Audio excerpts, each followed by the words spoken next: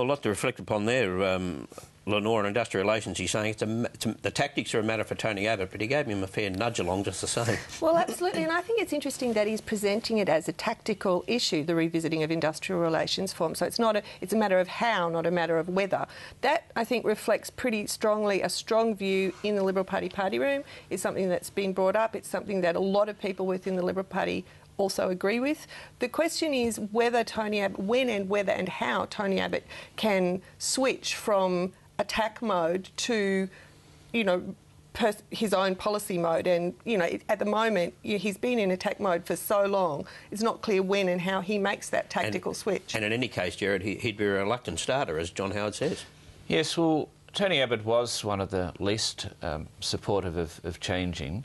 There's no suggestion of going back to WorkChoices. John Howard there's a suggestion of going back before WorkChoices. There's a good argument for that. I mean, if you look at the current productivity figures, they're pretty dismal. I mean, the re-regulation of the labour market has not worked, and we're going to see more problems in the months ahead. But it's a difficult problem for Tony Abbott, and he's not particularly fussed about it at the moment. But come the election, I think certainly getting rid of the unfair dismissal laws for some sections of small businesses is very important, because you look at the very high levels of youth unemployment in the suburbs of Australia's capital cities, and that's partly due to the very tough unfair dismissal laws. There's no incentive to employ people who may be a risk in a job. And how convincing was he on the carbon tax? Because he once supported it. He once supported an ETS, and he no longer does, because he says he's now persuaded the world will not follow.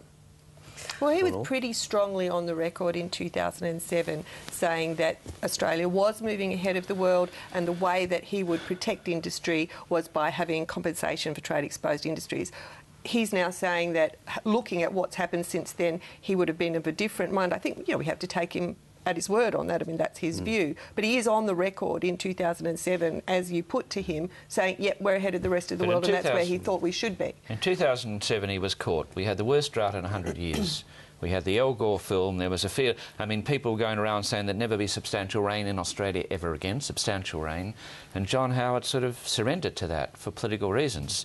But I don't think he ever fully believed in it. In a way, you know, the story of the last 4 years is kind of a story of the failure of the Australian body politic to make use of consensus when it existed, you know, on this issue. There's an argument that the best chance we've had over the last 4 years of getting an ETS in would have been the re-election of the Howard government. However, just as he would, just say he was, John Howard was re-elected, just when he was going to be introducing or explaining an ETS to the public, there would have been the global financial collapse. Of course, there would have been Copenhagen. So even then it mightn't have been possible to introduce. It's a fantasy politics game, but it still might be that Australia's just not destined to have a genuine ETS.